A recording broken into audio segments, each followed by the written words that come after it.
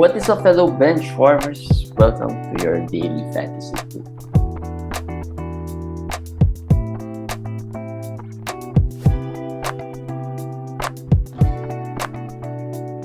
Hey guys, what's up? Welcome to another quickie with me, JJT of the Fantasy Bench Warmers, and of course, Komish Eric, Jaren Jackson Jr. return. Let's start with that. Yeah. Earlier than usual and a good sign as well. He played 25 minutes in his first game. That's a great sign for him.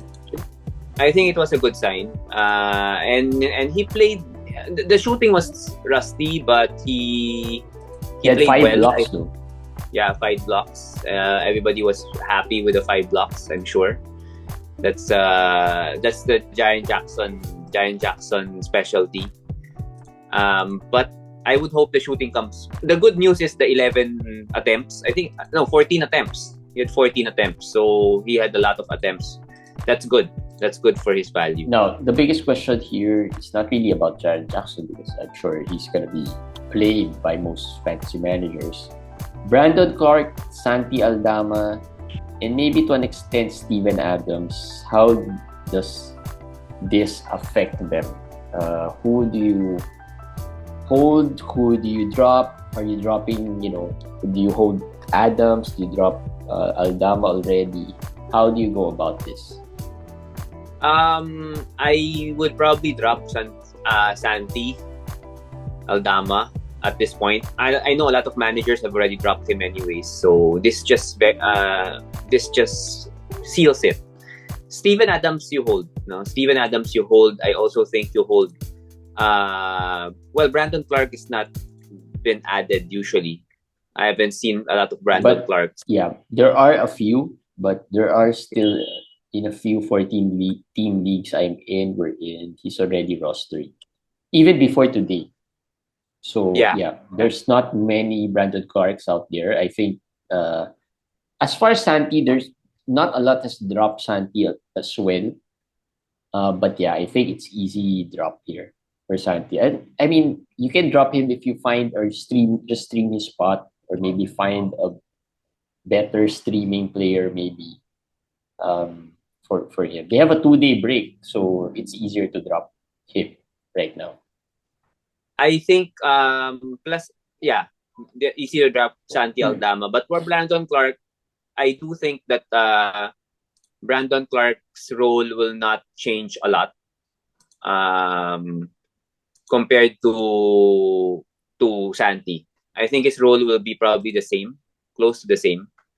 I think he's still gonna have his bench role. Still gonna be 18-20 minutes. That's always been his role. It's Santi that will really get affected. Today, I think Steven Adams, I'm not sure if he got into foul trouble or he only had 3 fouls, but only played 12 minutes as well.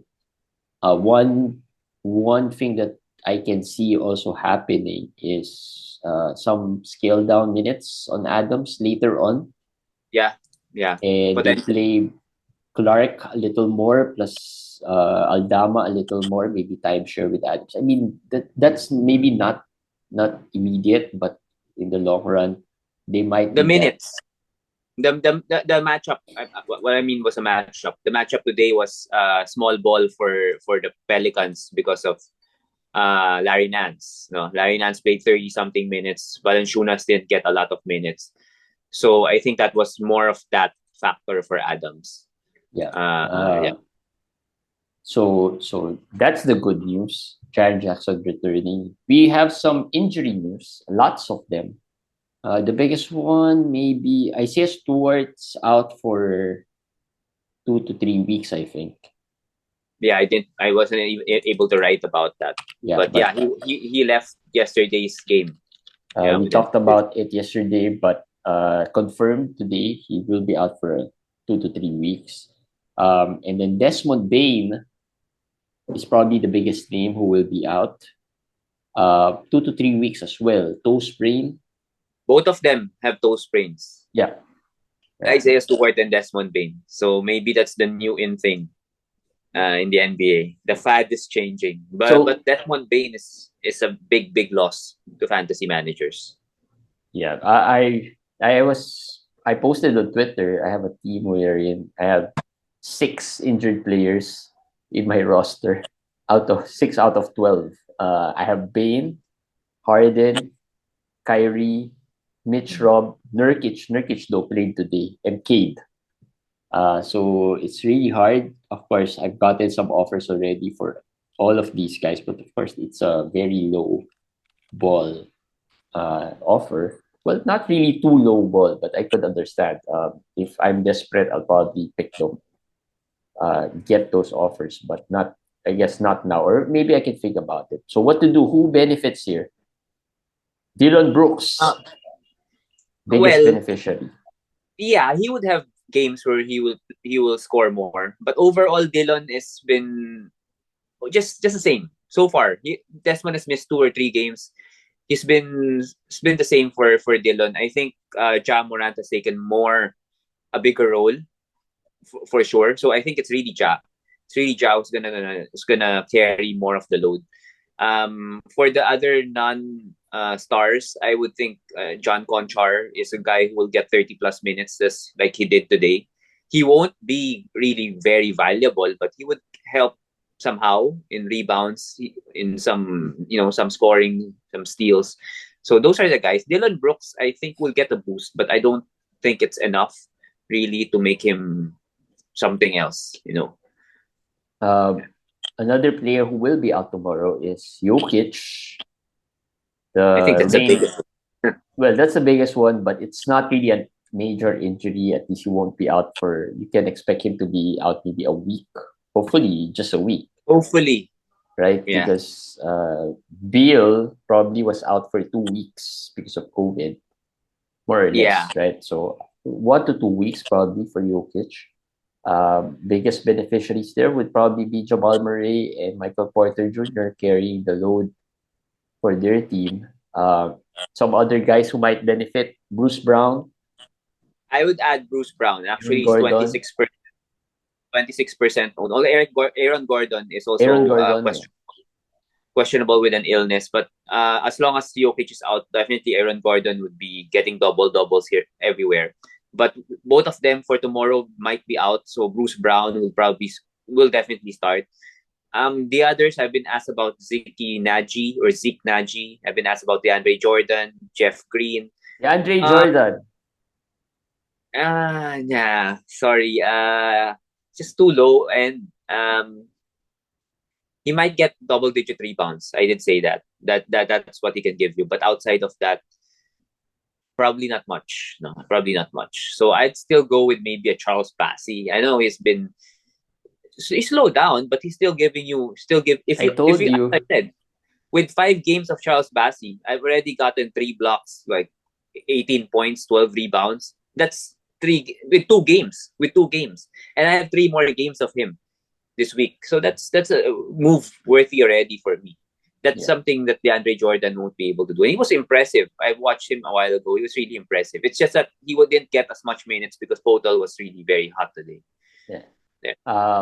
Other injuries: Banchero still out with a sprain. We know who benefits there. Maybe Mo Bamba, Chuma Okeke. But the worst news for Orlando is that Wendell Carter could be out. Is questionable for tomorrow's game. Bigger boost for Mo Bamba and Chuma Okeke. So if he is still, I can see lots of Mo Bamba still on the wire. Probably not now, but a while ago I saw a lot of Mo Bamba in the wire. So he'll probably be the biggest beneficiary here. So you add him. Keegan Murray, back injury. We don't know what's up. What's the timeline? But Terrence Davis got 31 points today. Is he an ad? Or this is a little fluky? The shooting is fluky. I mean, he was 12 out of 16, 11. Well, I mean, something like that. Then he was 7 3-pointers. That is not something he's going to do every game. But he's good. He's a good player. We know that. Last year, he showed that when he has the minutes. If Keegan is out a while, he will get into the rotation. He'll get to 20 plus minutes. So he could be a 14 14 league guy. But we don't know anything about Keegan's injury yet. So we have to wait for that. I think you can wait for a while with Terrence Davis. Yeah. Sample size not too big, but if in case Keegan misses time, it could be him and Malik Monk who benefits here. So we'll wait and watch for what happens there. Bam could also be out tomorrow with a knee contusion. We don't know who benefits here because there's really maybe Haslem benefits here. Add him. Add Haslem. No, no, not add Haslem. Again, we talked about in our courtside DFS. We don't know who will play, who will start. If Desmond plays, then I like Desmond. But if he doesn't play, probably Hayward Highsmith. Haywood Highsmith? Yeah. The other rookie that they played in the summer league, Nikola Jovic, their other rookie. These guys would become valuable. But there are too many guys that we don't know who benefits here. So it's so hard to speculate and add any of these guys, right? For if you have a streamer spot, if you have moves, you can maybe, or if you're daily today, you wait for the update until the last minute. If they say that he's out and who's starting in place of him, then you can maybe do that. If you want to be safer, Caleb Martin is of course way safer. Yeah. He's available in most league, and with Bam out, he should be getting more rebounds. Yeah, but Haywood Highsmith for me, somebody to watch out for. I hope he gets his chance because he could be an Omer. Could be an Omer. Unfortunately, Omer is out for a few months. He's out for a while. Yeah. Yeah. So he would have been the biggest beneficiary here. Yes. But he is out for a while, so he won't be that guy. Luke Kennard also went out today. I'm frustrated. I added lots of Kennard because of the back-to-backs. Well, at least I had one game of him. But he left early because of a calf strain. Unfortunately, Norman Powell did not play well today. And it was didn't shoot well. Nick Batum who shot 7 threes, I think, or 8 threes. But not really a big ad. Nick Batum, maybe watch and see. I think they'll play whoever's hot there in the Clippers side. Yeah. So not really a strong ad here for Nick Batum. All right, let's talk about Nurkic returned today, but just played 15 minutes. Something to worry about, Nurkic? Yeah. He's not in shape. His conditioning is not there. Plus, he's coming off an injury. Something to worry about because it might take some time. We don't know how long before he was already out of shape to begin with. Then he got injured. So the more he's going to be behind in conditioning. And we know that will affect him for also plus the fact that he's not healthy. But it could be a buy low. Maybe if you really go lower, try to get him and be patient with him. But it's a worrying thing, Nurkic. All right. Lastly, I guess for today, some persons of interest. Cam Reddish. We said it might not stick. 2 game sample size. Does this one stick? I still say no. But he has done it twice. So if you want, the minutes are there. 30 minutes the past 2 games. So while he's hot, I'll ride it. I'll ride the wave while he's hot. But I 100% guarantee you, it will come to a point where he'll be 0 points, 4 points, 6 points. It will go back to that with Cam Reddish. So maybe a stream for Cam Reddish. Speculative stream from time to time. Jericho Sims is another player. Well, he did start. Did he start today? No, he did. Right? No, he did not. But Isaiah Hartenstein got 2 fouls in 3 minutes. And then he came in. So yeah, he played a lot. He played 20-something minutes. So he is a player to watch out for. The guy I really kind of like, is Edmond Sumner.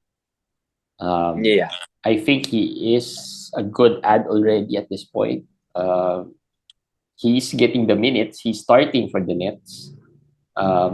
Today, it wasn't a good game for the Nets, so it's hard to judge that. But he's been getting minutes, and that's what we kind of like, at least for now. he's not a per minute guy, but he can contribute, some steals here, some threes maybe. Yeah. Low end. I mean, he has 1.7 steals, I said, since starting, 1.2 threes. Those are okay. Those are okay. And he has the minutes. He has the starting also. So I think he's an okay ad. But you're looking for, big stats. It's not Sumner. That's not what he's gonna do. It's hard. It's also hard to get those from the waiver wire, especially if you're in deeper leagues. Maybe if you're looking for bigger stats, maybe Sims might be the guy here in this list, and maybe Cam Reddish, because those are the Maybe Cam Reddish, yeah. Yeah, Cam But Reddish. but these are the guys that when you add them, you have to time it, because there will be games where they give you nothing. There will be games where they give you 20 plus, and then if they give you nothing, you'll drop them because you're frustrated, and then they'll explode the diamond they drop them. That's what's irritating. Unlike some, I mean the Melton situation, right? Similar to how Melton has always been, right? Add him, he'll flop, and then drop him, he'll give you something worthy of another ad. Yeah. And the cycle continues. Sumner's the girl you marry, the wife who's like just. What does that imply? Just steady. The others are like the girlfriend, new girlfriend. You're excited and everything. That's the life of Komish. No. That's just general. I don't know all those things you're talking about, so I can't relate. Jeremy's married life is always exciting. Yes. Never steady, always exciting. All right. So on that note, I think that's it for this short quickie for today. And it's week 5, so hopefully you are doing well so far. And good luck, guys. And we'll see you guys again tomorrow for another daily fantasy. Bye.